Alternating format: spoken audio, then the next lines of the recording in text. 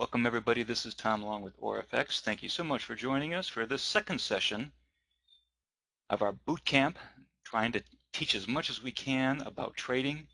And I would normally say trading FX, but I've got a different subject here. Not only we're going to be talking a little bit about currency pairs and exactly what a currency pair is, but we're going to talk about some new exciting products, relatively new, of CFDs, metal, and energy. And it's kind of exciting for me when we were talking about the subject matter, for me to be able to do this. A little bit about my background. I've also been in the financial markets for about 25 years. I'm originally from Chicago, which is a little bit different for those of you who are outside the US. And as you probably will recognize that a lot of the stock trading takes place in New York, of course, home of the New York Stock Exchange and the NASDAQ market, where Chicago is a little bit different. Chicago has the futures markets and the options exchange. So it is maybe the second city as far as population, but it is second to none as far as derivatives trading, and that's what we're going to talk about here. So this is kind of my background here. I am as comfortable talking about derivatives as I am about just about anything else, because I have a little secret for you. In all of my life of trading and investing, I have never owned an individual stock in my life. Now, that doesn't mean I haven't taken advantage of the equities markets. Of course, starting off in the futures markets, I was trading the E-mini S&P, otherwise a contract based on the S&P, the Dow Jones, and the NASDAQ, and also involved in trading options on those indices at the same time. And also, of course, with in mutual funds, but really never owned an individual stock in my life, which some people find kind of crazy. And it's just wasn't something intentional. It's just that there are so many products now to take advantage of. And if the more you look into them, the more you see the advantage of some of these. And that's what we're going to talk about today. But the first thing we do want to talk about is this is still speculative investments. There is still a high amount of leverage involved, and we want to be aware of that because we should still be using funds that we're okay with if we lose them all, okay? We don't want it to change our lifestyle. I mean, we're looking for aggressive returns, and that usually comes hand in hand with potentially aggressive losses. Now, of course, over the next couple of days, we're going to work with you to kind of explain our ways of dealing with those losses because it is a part of trading. You can't have one without the other. Risk reward is not two words, it is a phrase, and you won't have one without the other. And we always like to mention the fact that we think that the difference between new traders and experienced traders is that new traders are thinking about how much money they can make and how quickly they can quit their day job, where experienced, professional, and more importantly, profitable traders are always dealing with how much they can lose and how to move that risk on to someone else. And they're always geared toward the risk side of the trade. So we kind of want to change our mindset a little bit to talk about that. But before we can get into that actually trading, let's talk about what it is that we are trading. And the first one, I see a lot of new traders and they say, when you ask them, what does it mean, the euro pound?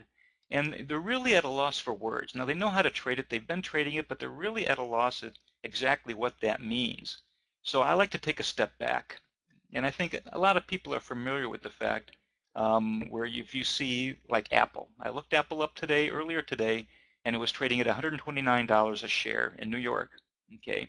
Now I want you to think of this as more or less kind of a pair, okay? Apple/USD, okay? Because basically that's what it is. We have one share of Apple is equal to $129, okay? So even though the US dollar is implied, that doesn't mean that Apple is only traded in US dollars. You will find Apple traded in a number of different places, potentially in different currencies. But for this webinar, let's think about Apple US dollar as more or less kind of a stock pair, shall we? And by the way, I didn't mention before, and I do apologize. If you have any questions about anything that we're covering here today, go ahead and type them right in as you think of them, because a lot of times that we do forget because we do move on to another subject. And we can fit it in. We try to keep this casual, and we try to keep it geared toward your interests at the same time. So getting back to Apple trading at $129. So we've got the Apple USD. Now, the Euro USD is really the same thing. It was trading at 111 in New York. And instead of Apple USD, the currency pair is really the euro dollar. It is 1 euro is equal to $1.11, and it works exactly the same as Apple. That's why you'll find a lot of times, particularly in the US, they'll refer to this currency pair as just the euro, because again, it's usually implied that it's based or traded in US dollars, but it doesn't have to be, okay? So this is basically the currency pair. The first currency is the base currency, which is the euro. Now everything is geared around that first currency listed in the pair. If we see that the chart is moving up, that means that the euro is getting stronger than the US dollar. If we see the chart is moving down, which is what we've been seeing on the euro pretty much across the board lately, it means that the euro is weakening compared to the US dollar. So, but it really is, when you see that quote in the euro dollar, it is 1 euro, and how much is 1 euro worth in US dollars? So it starts to make a little bit more sense now. It's exactly what that 111 means. It's basically $1.11. So when it moves to parity, it would be, if the euro dollar was trading at an even 1, that means that 1 euro would be equal to $1, and that's called parity. We've seen that in a couple of currency pairs lately. I think the dollar CAD may have been one of the more recent, but it does happen every once in a while where it trades at parity, meaning a one-for-one exchange. Okay. Now, if we've got the euro pound, it really is just the same thing. It is 1 euro because that is the base currency, and in this case, the counter currency is the British pound. So if you're seeing that it was trading at 72.50 in New York, it means that 1 euro is worth 0.725 British pounds.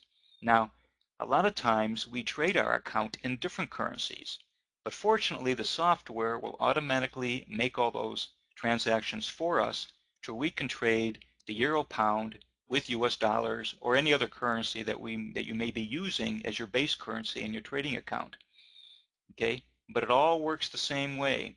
It is the relationship of one currency to the other.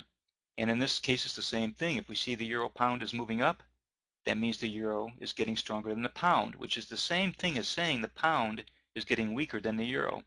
And if we see the euro pound moving down, the chart moving down, that means that the euro is weakening compared to the British pound.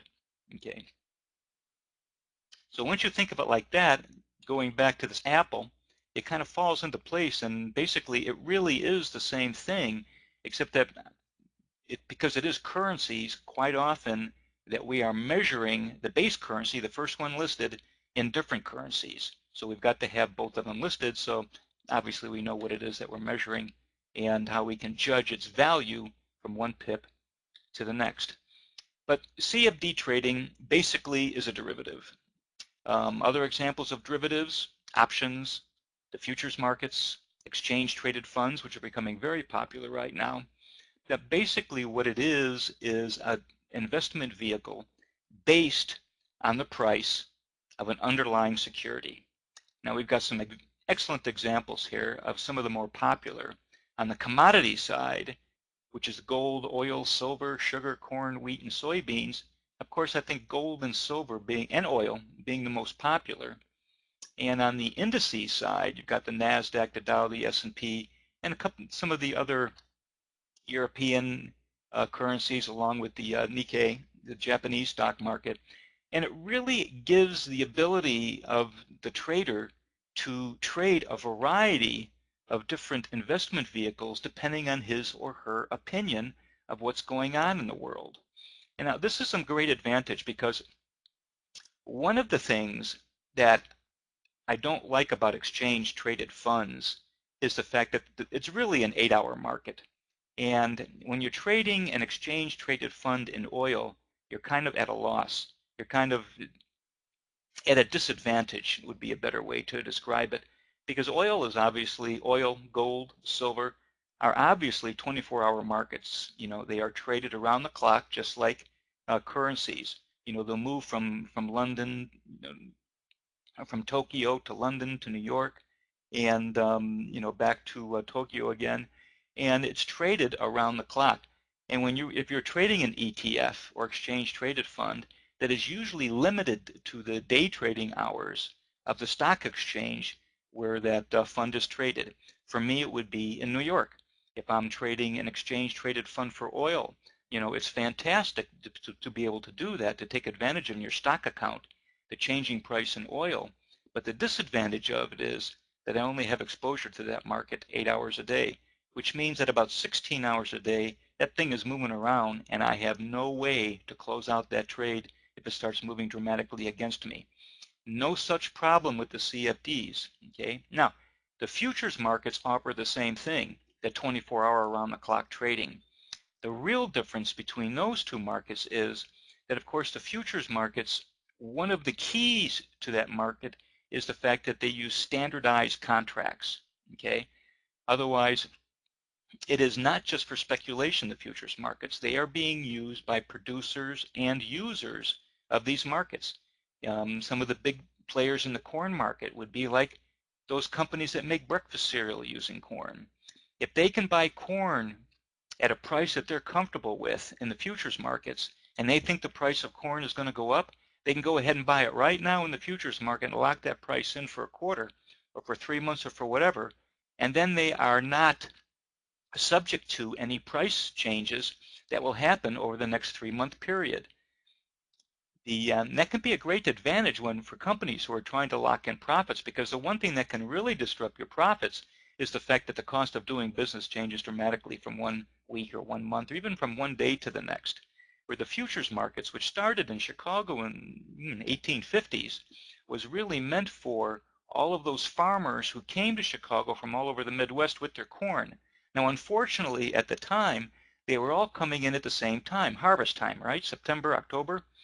They were all coming in at the same time, and the price of corn was so cheap, quite often the farmers didn't know what to do, because for them to get their corn to market sometimes would cost more than they could get for their corn. Well, somebody figured out a way to take care of that, and it was the futures markets. So now the farmers could sell their products in the summer to deliver them later on.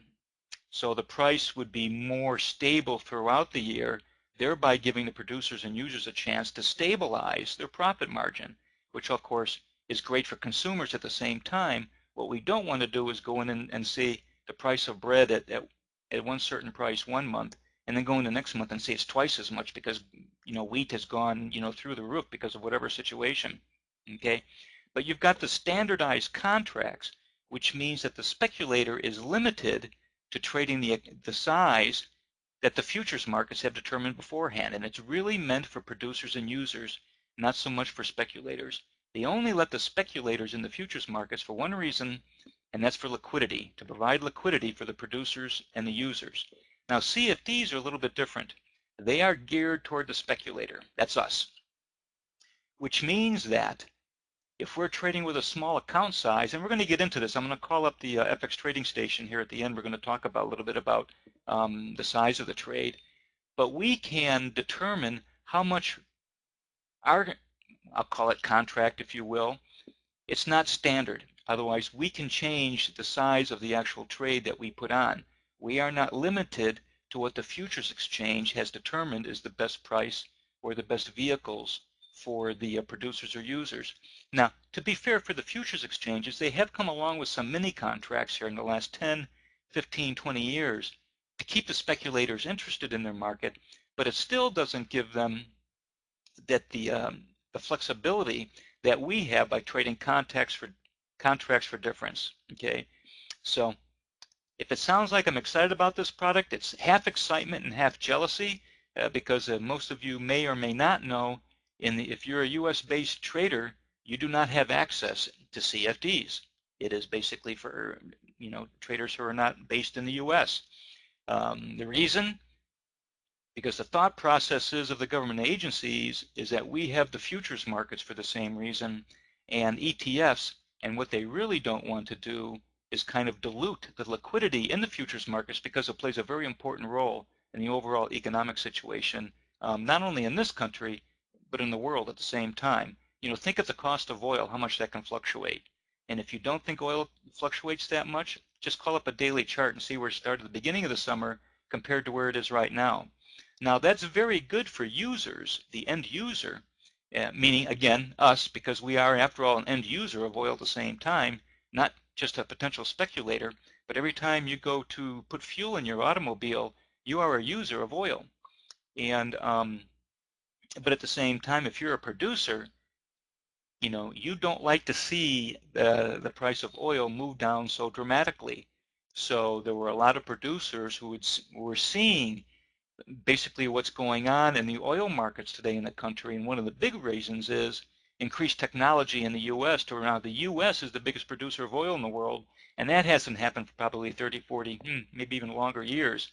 But because that magic word of fracking, which is basically a new way to get oil from old wells, that we've had quite a bit of oil hit the market and push that price down.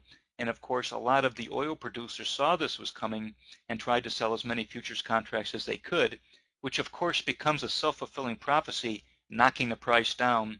All the extra oil on the market knocks the price down at the same time.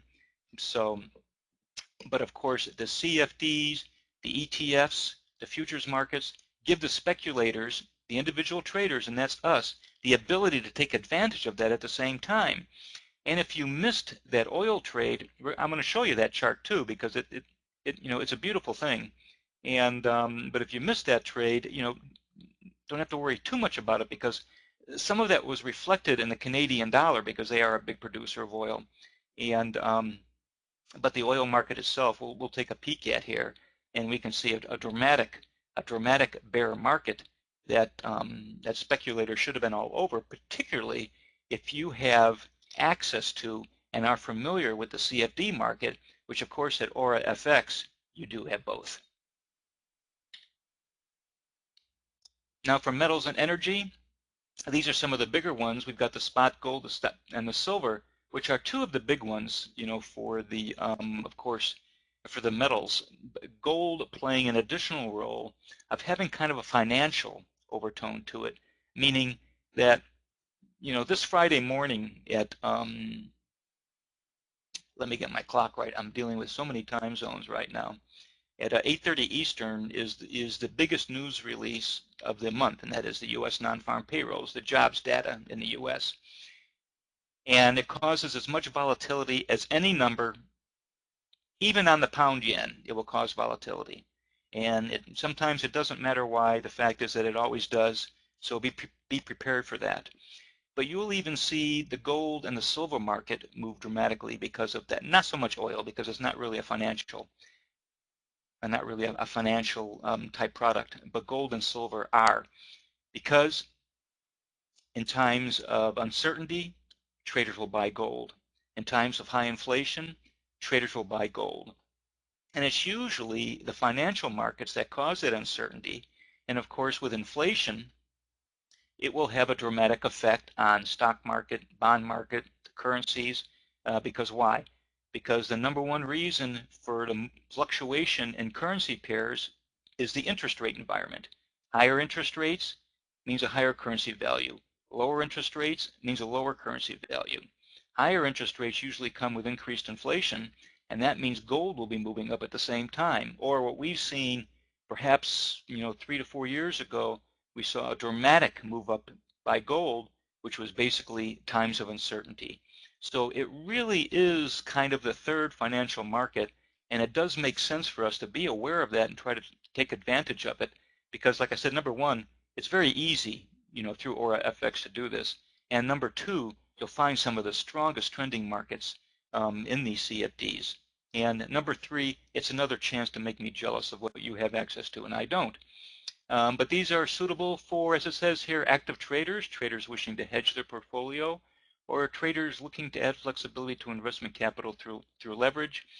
My point of view, or my reason for wanting to take advantage of this, is these are going to be fairly liquid markets. Otherwise, since they're a derivative, they are closely tied to the underlying market.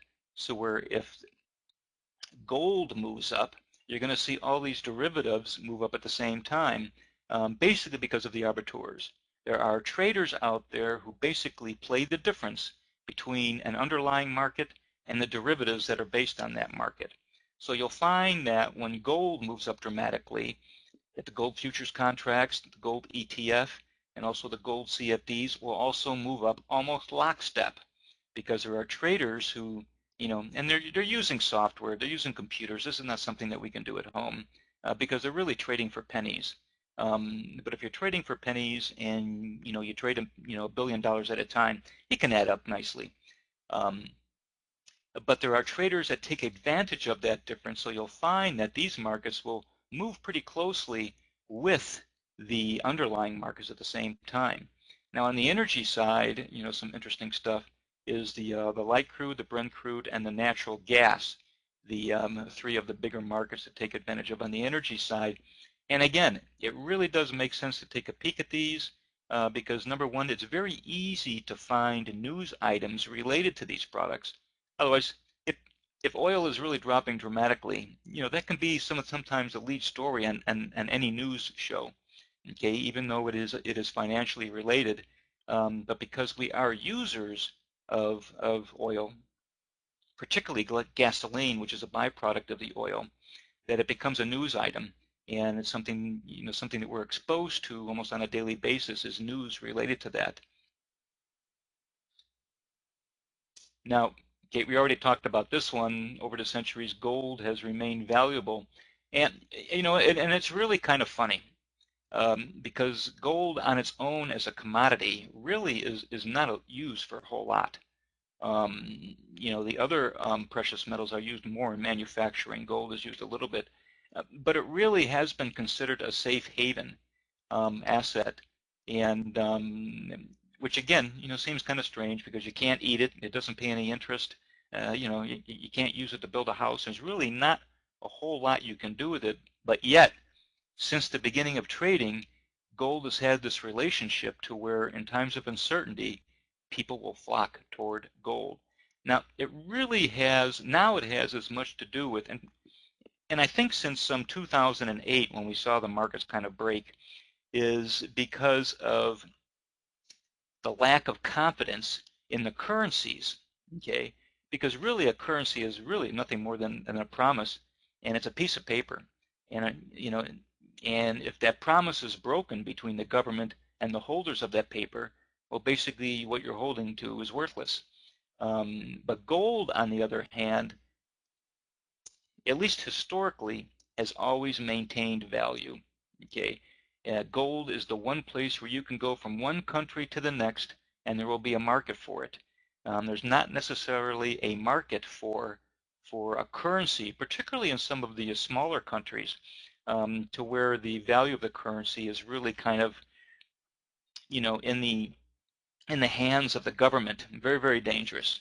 And in the U.S. and in Europe and in Japan, we have the central banks which really have more control over the value of the currency. Otherwise, non-politicians, which is really what you want. When you see politicians talking about wanting to take over the central bank, be very, very afraid. But the central banks have done a pretty good job of maintaining the value of their currency, but yet people still will lose confidence, and that's why we saw gold starting in 2008 just break out of a long trading range and just take off and really not look back. And so gold has a really kind of a special relationship with people, and it really is as far as confidence.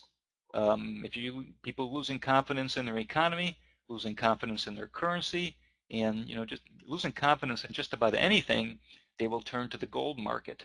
And of course we can trade that. Some people trade the actual gold.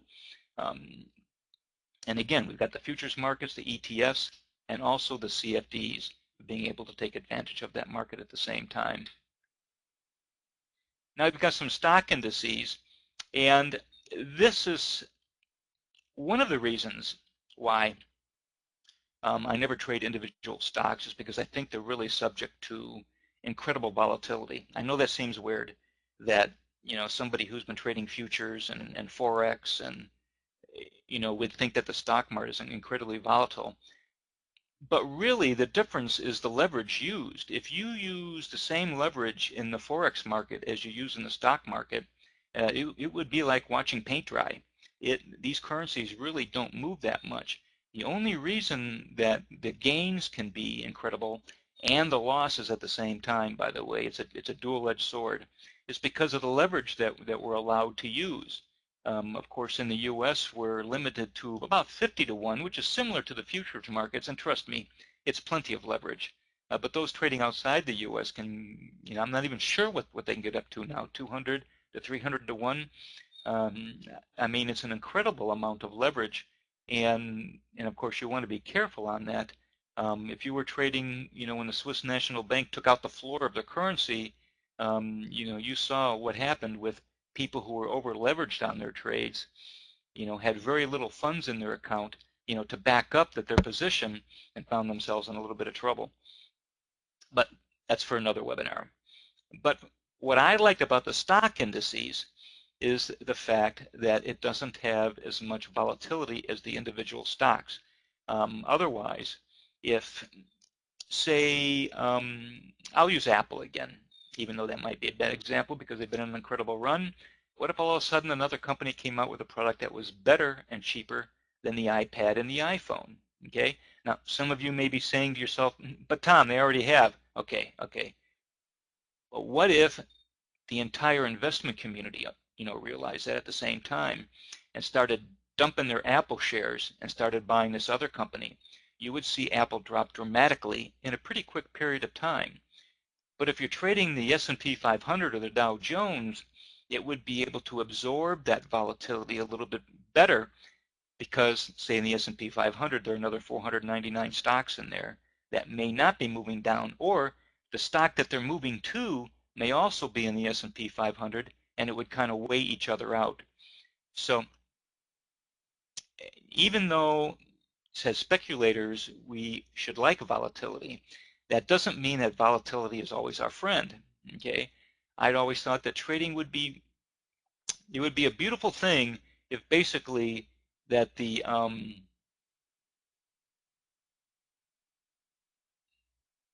excuse me, it would be a beautiful thing if we could just trade these indices. And you have to excuse me, I got sidetracked here. I see there's some questions up here, and I wanted to make sure that Steve says the leverage is the same as equity. Thank you. Just some comments there. I'm sorry, I did that to myself. My apologies. But anyway, because of these markets move enough for us, and because of the leverage that we can use in the CFDs and in the futures markets too, there's plenty. But basically, we're creating our own volatility, which means that we have control over that, and that is going to be key because there's only so many things we can control when we're trading, and of course, the market movement is not one of them. But our risk and how we expose ourselves to potential volatility are things that we can control. And then I find that being in these markets trading 24 hours is a way to be able to to deal with that risk a little bit better.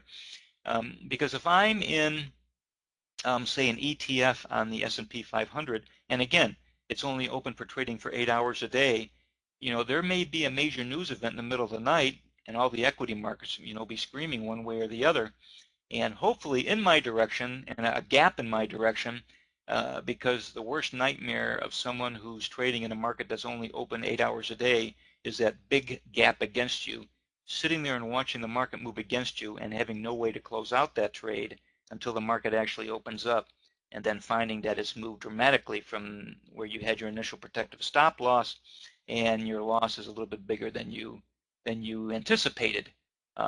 Not a fun thing. Not a fun thing to do. But with CFDs, obviously the big thing here is you see that 24-hour market under there, and that is a lot bigger to me anyway, or it would be if I had the ability to trade these. That is a lot bigger. That is maybe the number one reason why CFDs.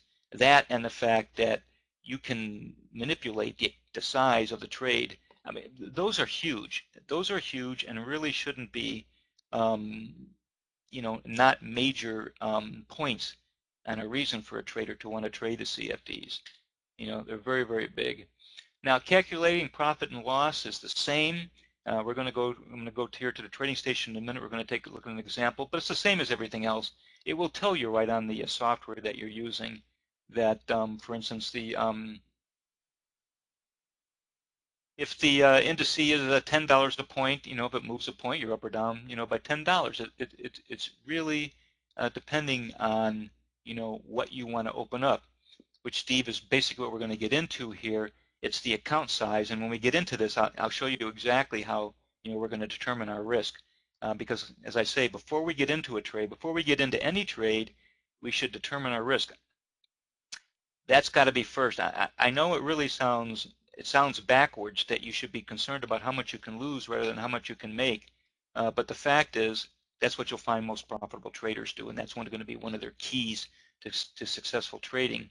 Is there's only one guarantee in the field of speculation, only one, and that is if you trade, you will have losing trades. There's really no way around it.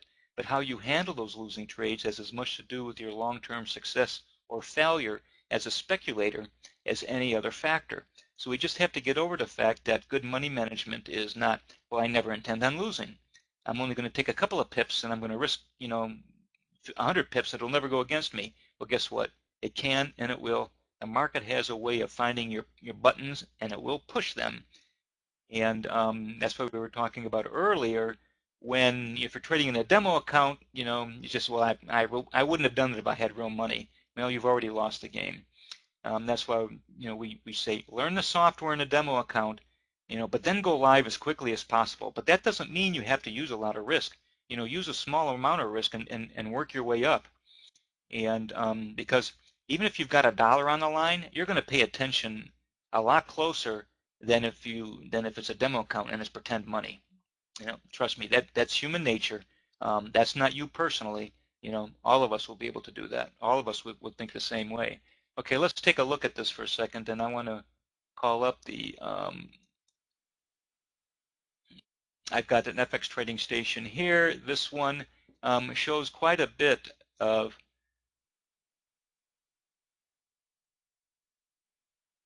we wait for it to catch up. There we go. It shows us quite a bit, but let's take a little closer to look at one. And this is the S&P 500, and we can see the quote, the sell side, and the quote on the buy side. This has a 1, which means that the value will be 1,000. Those are in thousands, and you can see that it will tell you exactly how much the risk is. Let's go back so we can look at all of them. The pip cost is 10 cents for this one on the this is the Dow. It's 10 cents on the pip cost. So the spread is 5 pips, so we can kind of get an idea to where how much it is per pip, and how much our risk would be depending on the number of pips and in the cost per pip. Okay, it's exactly the same as it is with the currency pairs, exactly the same. And here we have the Nikkei. You can see it's 18,688 to 698, and the minimum amount is 10, and the pip cost is 8 cents. Of course, the difference being that your Japanese yen is priced. The yen is basically different than the other currencies. On the dollar, we have pennies up to 100, then it becomes a dollar. On yen, it's 1 yen, up to 100 yen. There really is no other way to measure their currency.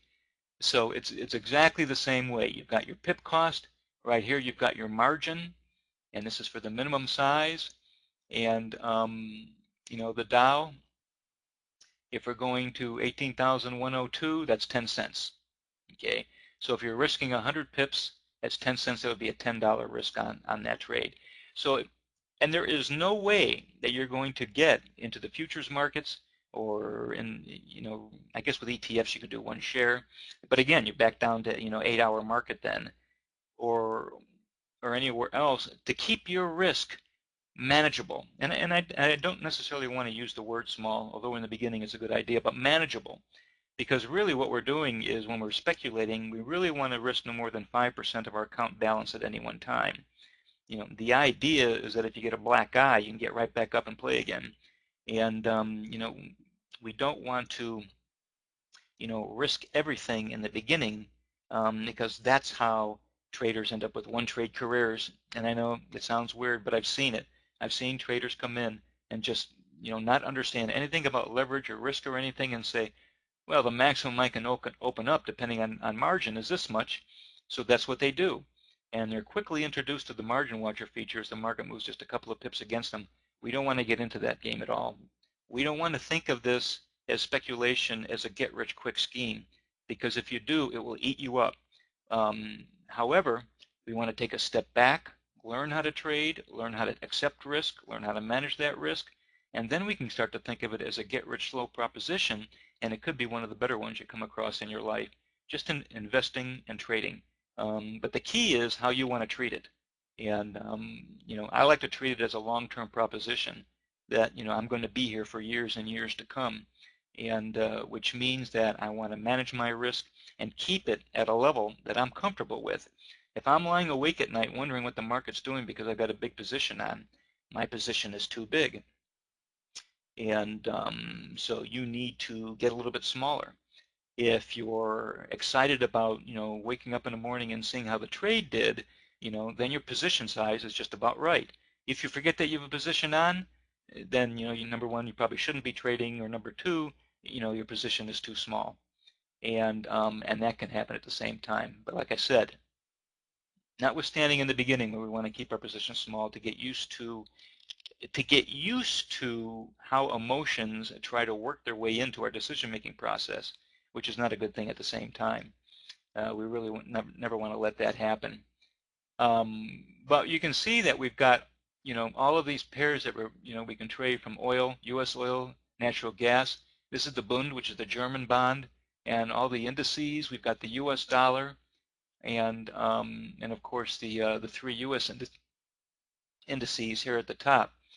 But it gives the trader the ability to maybe even pick and choose which indice seems to be the strongest. Otherwise, if you see the stock indices moving up, you've got the ability here to look at about 8 or 9 of them and see which one is the strongest and take advantage of that one. Or on the flip side, moving down, if you think the stock markets are moving down, and usually they will really move with each other. Okay, what affects one stock index will usually affect the other, not only within the U.S., but of course, with other countries at the same time. So that kind of gives us the ability to, because the idea is that if we're buying, we want to buy the strongest, and if we're selling, we want to sell the weakest. Well, taking advantage and becoming familiar with the stock indices that are available around the world, it gives us the opportunity to do that, which means that we've taken a step up to the next level of trading, and that is to kind of make sure that everything is kind of geared toward our trade and not maybe against our trade. We want to take the best market to trade, and if we're taking the best one, that means the trader on the other side of our trade is taking the worst one because he's going in the opposite direction. That's the kind of situation that we want to be in, because keep in mind that this is a zero-sum game. For every dollar won, there's a dollar lost. So this is pure competition. And so we want to use as many advantages as we can in our decision-making process. And one way to do that is trading through Aura FX. We have about 63 currency pairs to choose from, and just a number of markets to be able to take advantage of. So you can kind of, what I call, cherry pick what you think are the best markets to trade. But go ahead and take some time and become familiar with these. And this is an excellent way, an excellent thing to do for a demo account, though, become familiar with the product and becoming familiar with the trading software. But as soon as you get to that point, then it is time to go live. And because really a bigger part of trading is your emotions and keeping your emotions in check. Otherwise, if you have a trading approach and you get in the trade and you have a protective stop in, you have a profit target in there, and you're going to let the trade play out, when the market starts to move against you, keeping your hand off of that mouse to go ahead and get out of the trade early is really something that we have to fight, and something that we have to fight, that we will be fighting all along. But I have always found that the more I mess with a trade, the less I make. In spite of that, it's still, sometimes you think you can outsmart the market, you've got a profit in there and it starts to move back toward the break-even point, and you go, well, I want to lock this out as a winner because I read somewhere never let a winner turn into a loser. But if we're always taking quick winners and we're letting our losses play out, we've skewed that risk-reward ratio to be in the favor of the trader on the other side of our trade, which is really the last thing that we want to do. The spread is, of course, the difference between the buy price and the sell price. And in that is where a lot of things happen. That's where the interest rate for the cost of doing business, since these are derivatives, there are products that they will buy and sell to try to keep that market moving in line along with the arbiters. Also, that's where the brokerage firms make their money. That's where the dealers make their money. And it's a small amount, but when they're trading in size, it can add up for them at the same time. But it's basically the difference between the buy price and the sell price, and that's where the profit margin is for a lot of the dealers, the brokerage firms, and so on and so forth. And of course, what's called the cost of carry, and that is the interest that you're, because if you're buying or selling the euro pound and US dollars, there's a number of transactions that are taking place there. So there's a lot of spreads taking place because, as I like to say, there are precious few volunteers in the financial markets. Everybody wants to make a living, and that's okay. We should be okay with that because everybody deserves to make a living. And now how much nice of a living, that seems to be something in the financial markets that is a big thing to talk about right now. But that's not even something we're going to cover in a webinar because these spreads are fairly tight. And but the fact is that that is where everybody who's making the market and doing everything else, that's where they make their money. And you'll find a spread in every market you trade. The difference being that some markets, all markets have spreads. Some have commission added onto that or fees. Some do not. And so, the cost of doing business, of course, is a big part of, the profitability of the trader at the same time. Another advantage of trading these markets through Aura FX is that this platform we're looking at right now and the charting package is free. It's very difficult to find that in the futures markets or in the stock market. There are some, but most of the decent ones will cost you monthly fees. Not so trading through Aura FX is that these are free and they will give you excellent, I'll give you an example here going, this is a daily chart of the S&P 500 and this comes with the trading station and it is free. And you can see that nice trend moving up because the stock market has been moving up since the bounce in about 2009. And here's the one I told you I was going to show you. And this is the oil market. Maybe.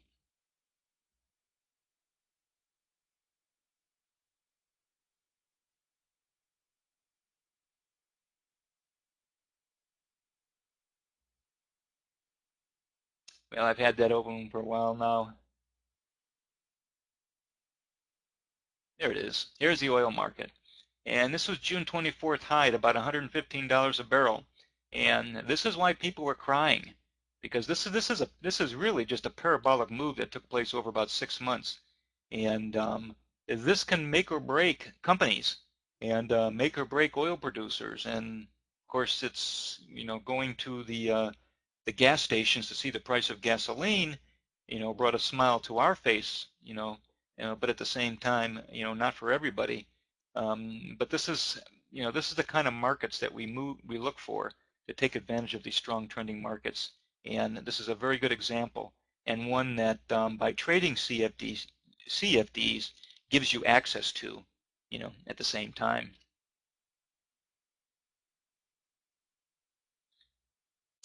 Stay tuned. Next, we've had a little bit of change. I'm going to be up next. We're going to talk about the difference between MT4, the MetaTrader platform, and Trading Station 2, which is right or better for you. And this is something that